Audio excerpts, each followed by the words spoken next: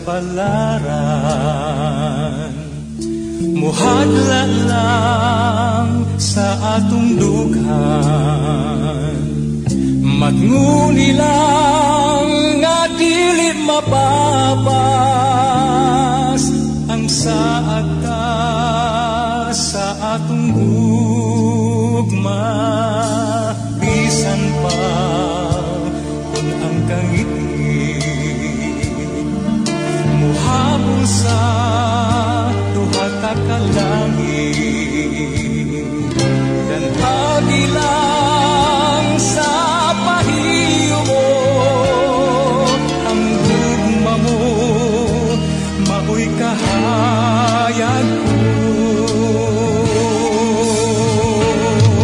Pagkabunahan sa atong gugma,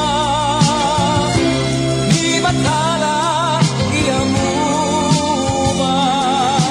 dili ta kawangon, dili ta pakyason.